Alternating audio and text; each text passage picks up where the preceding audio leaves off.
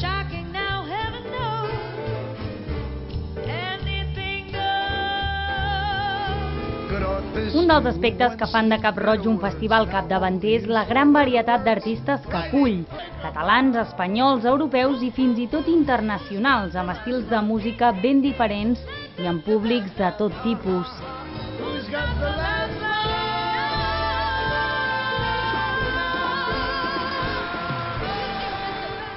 Hi han actuat prestigioses veus clàssiques, músics moderns, grans estrelles i fins i tot talents locals.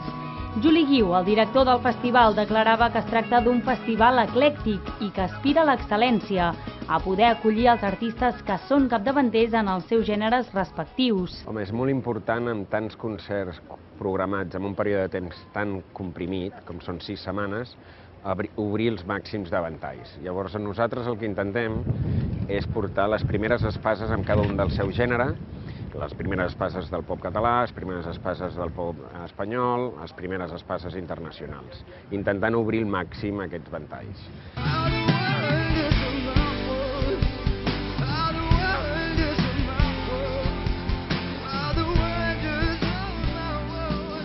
L'amplitud de mires, la visió sense límits del món i els accents de singularitat del festival són trets que afavoreixen aquest èxit.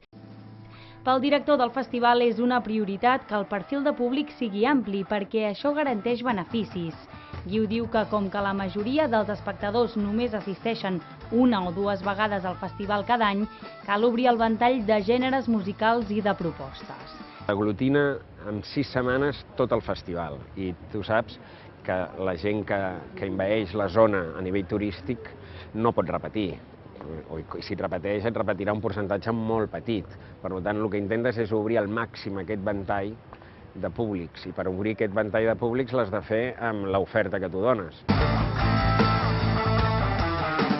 Per això, el 2013 van crear el Cap Roig Mini, un espai per concerts per nens i famílies. El director considera que els objectius principals són dos.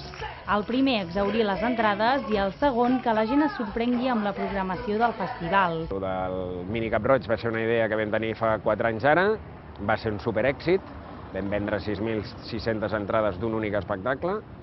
L'any passat també va ser un èxit amb Peppa Pig i també amb Super 3, i aquest any Tarzan ja no queda cap entrada i els 2 espectacles especials del Super 3 del 25 aniversari també han volat. I de l'altre, com et deia, intentem portar els líders en cada una de les seus gèneres per poder també, aquest caché artístic que tant ens agrada que estigui rossant l'excel·lència, més la venda de tíquets. Cap Roig, però, és més que un seguit de concerts de qualitat. El director comentava que no es tracta solament de fer atenció a la programació al detall, sinó de tenir molt present que el festival ofereix un espai i una vivència únics. De fet, defineix Cap Roig com un festival que té una cura màxima de tots els detalls: l'accés a l'espai, l'aparcament, la diversitat gastronòmica i els seients, entre molts altres.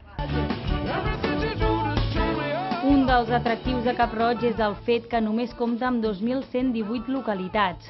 A priori això pot semblar un desavantatge, però res més lluny de la realitat. Personalitats com Sting, Elton John o Lady Gaga, que solen fer gires en espai amb molt més aforament, s'apropen així al públic de l'acollidor Festival de Cap Roig. Mejor así, tu recuerdo sigue aquí, tatuándome una cicatriz.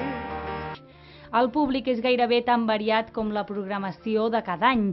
Si bé parteix del 500.000 de persones que es concentren a la Costa Brava i al Baix Empordà a l'estiu, el festival atrau gent d'arreu de Catalunya, Espanya i Europa.